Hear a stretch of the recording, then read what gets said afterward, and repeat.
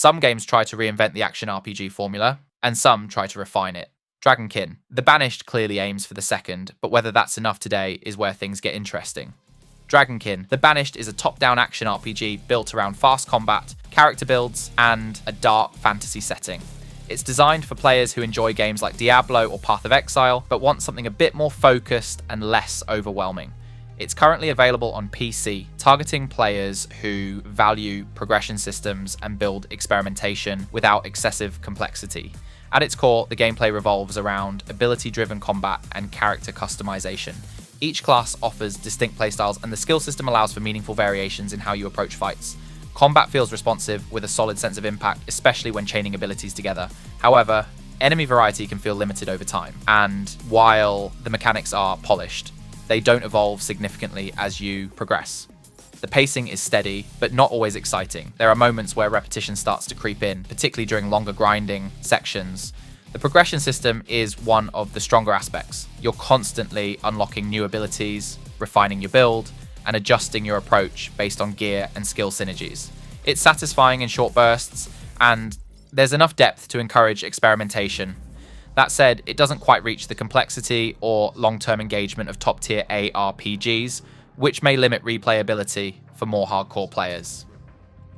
Visually, DragonKin the Banished leans into a dark, gritty aesthetic. The environments are detailed enough to create atmosphere, but they don't always stand out in terms of uniqueness.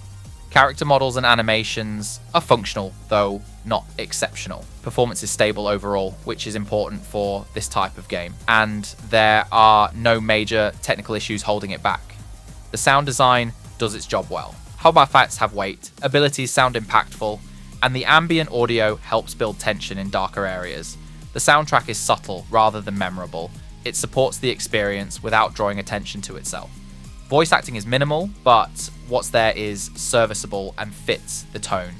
Narratively, the game takes a straightforward approach. The story focuses on a banished warrior navigating a fractured world, with themes of survival and redemption. It's not particularly deep, but it provides enough context to keep things moving. Characters are functional rather than memorable, and the storytelling leans more on atmosphere than emotional impact. It works, but it's not a highlight. Looking at the positives, the combat system is solid and reliable, which is crucial for an ARPG. The progression and build customization offer enough flexibility to keep players engaged, especially in the early and mid-game. Performance stability is another strong point, ensuring a smooth experience throughout. On the downside, the lack of enemy variety and limited evolution in gameplay can make longer sessions feel repetitive. The visuals, while consistent, don't push the genre forward, and the story doesn't leave a lasting impression. For players used to deeper or more complex systems, the game may feel a bit too safe. In terms of value, DragonKin the Banished offers a decent amount of content for its price, especially for players looking for a more accessible ARPG experience. However, compared to stronger titles in the genre, it doesn't quite match the same level of depth or long-term replayability. Overall, DragonKin the Banished is best suited for players who want a straightforward, polished action RPG without the overwhelming complexity of larger titles. If you're looking for innovation or a deeply engaging endgame, this might not fully satisfy you. I'd rate DragonKin the Banished a solid 7 out of 10.